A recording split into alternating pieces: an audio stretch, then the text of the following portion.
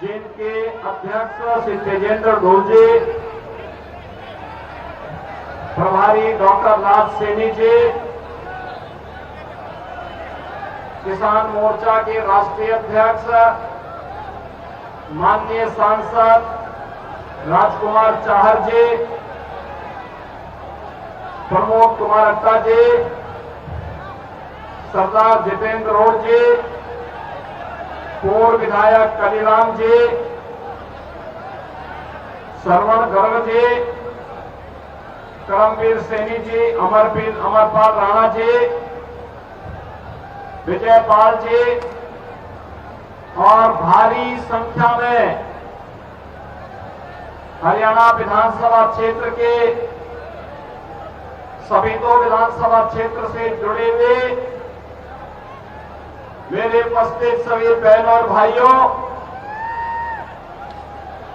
महाभारत कालीन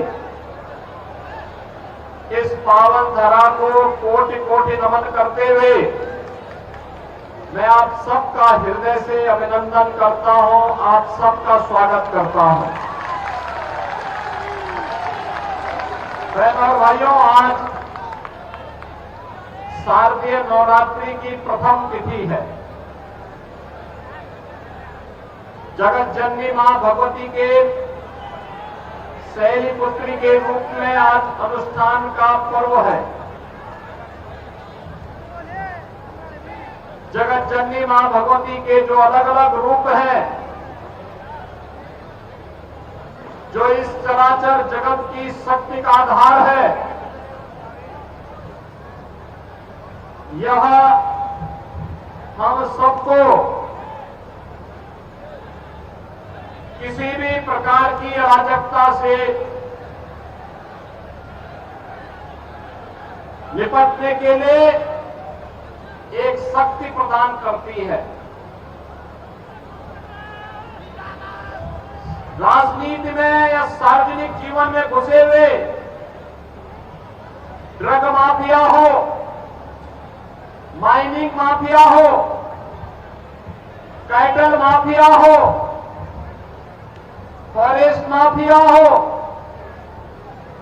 इन सब का उपचार आदिशक्ति मां भगवती जगत जननी की शक्ति है और उस शक्ति की प्रतीक है भारतीय जनता पार्टी। भारतीय जनता पार्टी। बहनों और भाइयों, मैंने अपने पहले संबोधन में आपसे राम राम के संबोधन के साथ अभिवादन किया था। याद करिए, अभी आपके प्रत्याशी पंडित राम कुमार गौतम जी ने भी आपसे यही कहा, राम के बगैर भारत के अंदर काम नहीं चल सकता। राम हमारे रोम रोम में है, रग रग में है, हमारे प्राणवायु हैं, राष्ट्र के प्रतीक हैं। लेकिन हमारे मर्यादा पुरुषोत्तम प्रभु श्री राम 500 वर्षों तक उन्हें उनकी जन्मभूमि पर, वहां पर जन्मभूमि पर प्रभु राम को विराजमान करने से वंचित किया गया। इसका अपराधी कौन है? जब देश गुलाम था, बहनों और भाइयों, उस कालखंड में हम मान सकते हैं कि उस कालखंड में जब देश गुलाम था, हम मान सकते उस कालखंड में मुगल नहीं चाहते थे, अंग्रेजों का शासन आया, अंग्रेज भी नहीं चाहते थे। लेकिन 1947 में भी देश आजाद हो गया था, कांग्रेस के हाथों में सत्ता आ गई थी। देश में भी और उत्तर प्रदेश में भी सर्वाधिक समय तक कांग्रेस को शासन करने का अवसर प्राप्त हुआ था। लेकिन बहनों और भाइयों, राम मंदिर की समस्या का समाधान करने की बात तो दूर, राम मंदिर के निर्माण में बाधा पैदा करने का कार्य ही कांग्रेस ने किया था। और इसीलिए मैं बार बार कहता हूं, इस देश के अंदर लड़ाई सांप है। एक तरफ तरफ राम की संस्कृति को मानने वाले लोग हैं, दूसरी तरफ रोम की संस्कृति पर विश्वास करने वाले लोग हैं। हम राम भक्त राम की संस्कृति पर विश्वास करते हैं और कांग्रेस के लोग जिन्हें राम जन्मभूमि पर प्रभु राम लला के 500 वर्षों के बाद विराजमान होने का कार्यक्रम अच्छा नहीं लगता, वे अच्छा इसलिए नहीं लगता क्योंकि वे रोम की संस्कृति पर विश्वास करते हैं, राम की संस्कृति पर नहीं। और इसलिए बहनों और भाइयों, इसीलिए उन्हें राम, भगवान राम और अब कृष्ण का कीर्तन उन्हें अच्छा नहीं लगता, उसको नाच गाना कहते हैं। जागी रही भावना जैसी प्रभु मूर्ति देखी बिन तैसी। इन्होंने भगवान राम के प्रति जिस प्रकार के शब्द कांग्रेस कह रही है, यह कांग्रेस के भ्रष्ट होने का सबसे बड़ा प्रमाण है। बहनों और भाइयों, अयोध्या में 5 सदी के बाद, 500 वर्षों के बाद अगर यह पवित्र तिथि आई जब 22 जनवरी 24 को प्रधानमंत्री मोदी जी के कर कमलों से रामलला का विराजमान हुआ, तो इसमें भारत की न्यायपालिका की ताकत का एहसास तो देश और दुनिया ने देखा ही, लेकिन साथ साथ बहनों और भाइयों, साथ साथ डबल इंजन की सरकार बड़ी से बड़ी समस्या का समाधान कर सकती है, यह भी साबित होता है। याद करिए, आपने 2014 में मोदी जी को आशीर्वाद देकर के प्रधानमंत्री बनाया। 2017 में मोदी जी के आह्वान पर उत्तर प्रदेश में भारतीय जनता पार्टी की सरकार बनी और 2019 में अयोध्या में राम जन्मभूमि की समस्या का समाधान हुआ और 2024 में प्रभु रामलला अपने भव्य मंदिर में विराजमान हो गए। डबल इंजन सरकार की ताकत का एहसास है। अयोध्या में रामलला विराजमान हो गए और कश्मीर में आतंकवाद की जड़ धारा 370 सदैव के लिए समाप्त हो गई। बहनों और भाइयों, ये धारा 370 कांग्रेस की देन है। हमारा हरियाणा का जवान देश की सीमाओं की रक्षा करने के लिए अपनी जवानी लगाता है, लेकिन सुरक्षा में सेंध लगाने का काम कांग्रेस करती है। जवान वहां लड़ता है देश के लिए, लेकिन समाज को जाति के नाम पर, क्षेत्र के नाम पर, भाषा के नाम पर, मत और संप्रदाय के नाम पर बांटने का पाप ये कांग्रेस करती है। बहनों और भाइयों, हमारा जवान देश की सीमाओं की रक्षा करता है और हरियाणा के अंदर हमारा किसान, अन्नदाता किसान के रूप में देश के पेट को भरने के लिए अन्न उत्पादन करता है, लेकिन किसानों का शोषण करने का कार्य ये कांग्रेस करती है। याद करिए, 2014 के पहले किसान आत्महत्या करता था, नौजवान पलायन करता था, बेटी और बहनों की इज्जत सुरक्षित नहीं थी, व्यापारी का कोई सम्मान नहीं था, अराजकता चरम पर थी, रोज एक नया घोटाला आता था और उस घोटाले में नौजवान पिसता था, व्यापारी पिसता था, किसान का शोषण होता था। आज तो पिछले 10 वर्ष में आपने डबल इंजन की सरकार का एहसास हरियाणा में किया है। बहनों और भाइयों, हरियाणा का मतलब ही है अन्नदाता किसानों की ओर जो हरित क्रांति के लक्ष्य को पूरा करने में सफल हो, और हरियाणा का मतलब है हरियाणा, यानी यहीं पे परित्राणाय साधूनाम विनाशाय च दुष्कृताम, सज्जनों का संरक्षण करेंगे लेकिन दुष्टों को राम नाम सत्य है की यात्रा में भी भेजेंगे। भगवान का आह्वान। इसलिए मेरे नाम पड़ा है हरियाणा, कि हरि बार बार आना और बार बार इस धरती पर आकर के सज्जन सत्य के संरक्षण की ताकत देना और इसी ताकत का एहसास कराने के लिए आज मैं आपके पास आया हूं। बहनों भाइयों, लोकतंत्र के असली जनार्दन आप हैं। आपसे मैं यही कहने के लिए आया हूं, यह चुनाव हरियाणा के विकास का है, ये चुनाव सुशासन का है, ये चुनाव सुव्यवस्था का है, ये चुनाव हरियाणा की सुरक्षा और राष्ट्रीय सुरक्षा के लिए है। और इसीलिए आपका आह्वान करने के लिए आए हैं, सुरक्षा के लिए, सम्मान के लिए, सुशासन के लिए, समृद्धि के लिए भाजपा आवश्यक है। आपने 10 वर्षों में हाईवे देखे होंगे, स्टेडियम देखे होंगे, स्पोर्ट्स यूनिवर्सिटी हरियाणा में बनता हुआ देखा होगा, IIT, IIM, AIIMS, 1 district 1 medical college, हर घर नल की योजना को देखा होगा।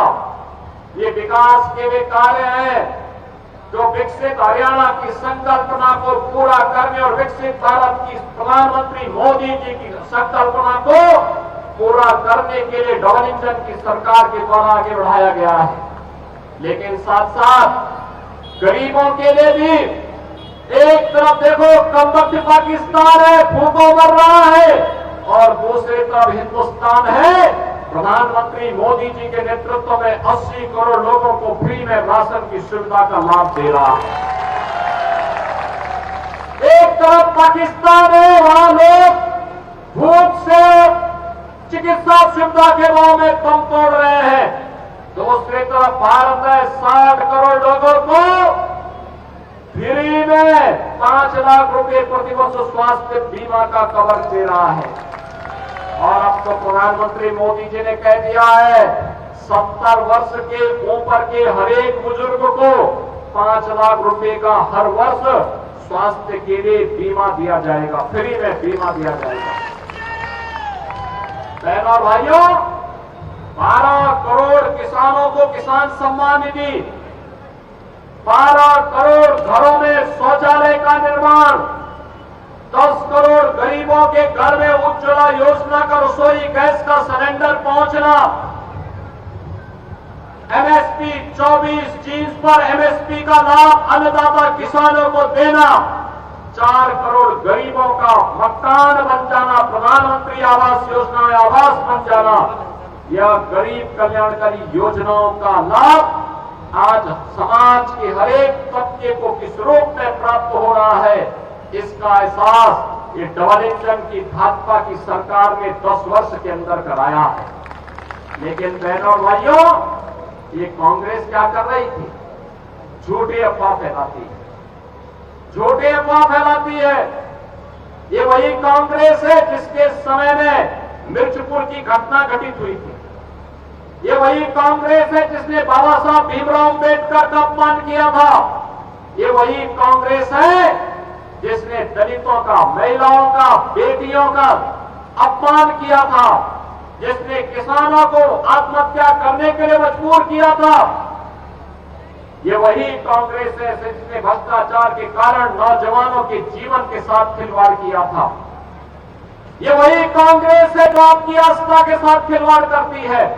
ये वही कांग्रेस है जिसने विकास से आपको वंचित किया था।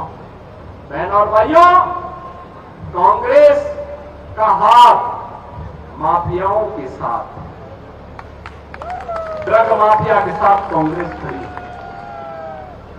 माइनिंग माफिया के साथ कांग्रेस खड़ी है, कैटल माफिया के साथ कांग्रेस खड़ी है, वन माफिया के साथ कांग्रेस खड़ी है, ऑर्गेनाइज्ड क्राइम में लिप्त माफिया के साथ कांग्रेस खड़ी है। और इसीलिए माफिया का उपचार केवल भाजपा है, केवल भाजपा।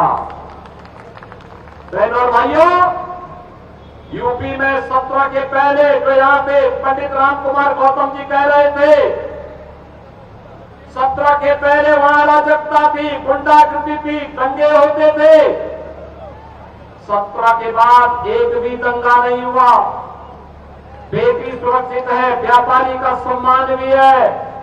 दिन हो या रात आप चलिए, कोई आपके साथ छेड़छाड़ नहीं करेगा, क्योंकि छेड़छाड़ करने वाले को और दंगाई को पता है कि अगर उसने दुस्साहस किया तो राम नाम सत्य है कि यात्रा से और इसलिए बहनों और भाइयों, बिना किसी भेदभाव के योजनाओं का लाभ सबको, सुरक्षा सबको, लेकिन तुष्टीकरण किसी का नहीं। हरियाणा से लाखों नौजवान जाते हैं यूपी के अंदर कांवड़ यात्रा में।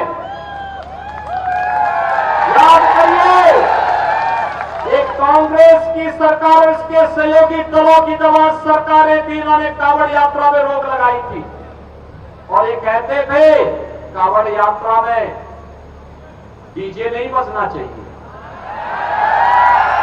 ये कहते थे कांवड़ यात्रा में शंख नहीं बजना चाहिए, घंटा और घड़ियाल नहीं बजने चाहिए।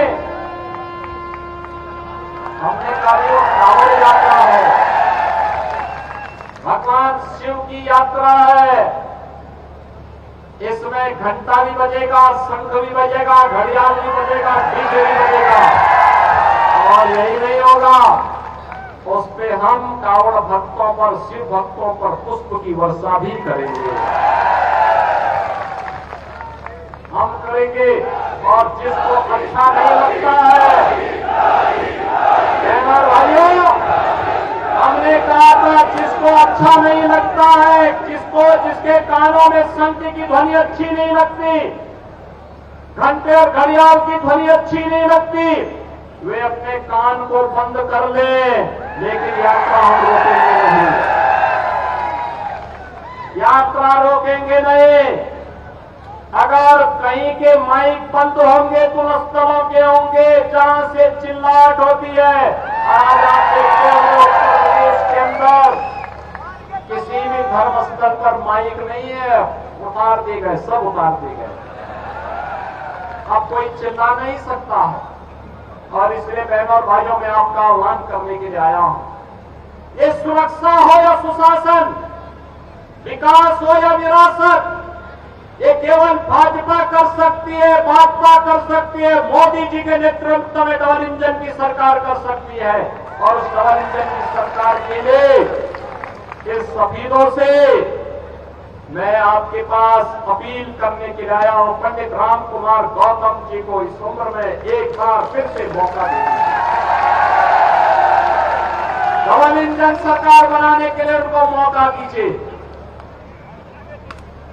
पंडित राम कुमार गौतम को वोट देने का मतलब विकास भी होगा, विरासत की शानदार यात्रा के लिए वो आपके साथ खड़े होंगे, मजबूती के साथ खड़े होंगे। और इसी का एहसास कराने के लिए आज मैं आया हूं। मैं परसों नारनौद में था, पंडित जी ने कहा कि एक बार सफीदों में आपका कार्यक्रम हो जाता, मैंने कहा पंडित जी मैं पूरा प्रयास करूंगा सफीदों में आने का। और वह इस उम्र में एक सच्चा ईमानदार, पूरी मजबूती के साथ, देश और धर्म के साथ पूरा जीवन लगाने वाला व्यक्ति, इस उम्र में भी ऐसा एहसास होता है कि वह आज कलयुग के नहीं बल्कि द्वापर युग के महामानव के रूप में आपके बीच में है, अपनी सज्जनता, अपनी ईमानदारी और अपनी सरलता के लिए आपके बीच कार्य कर रहे हैं। और इसीलिए आपका आह्वान करूंगा कि पंडित राम कुमार गौतम जी को भारी बहुमत से विजयी बनाकर के सफीदों से भेजना है। भेजेंगे, आपका आशीर्वाद मिलेगा, मिलेगा। दोनों हाथ ला करके, मुट्ठी बंद करके मेरे साथ बोलेंगे, जहां तक मेरी आवाज जा रही है, पंडित जी आप भी आ जाइए। दोनों हाथ ला करके जहां तक आवाज जा रही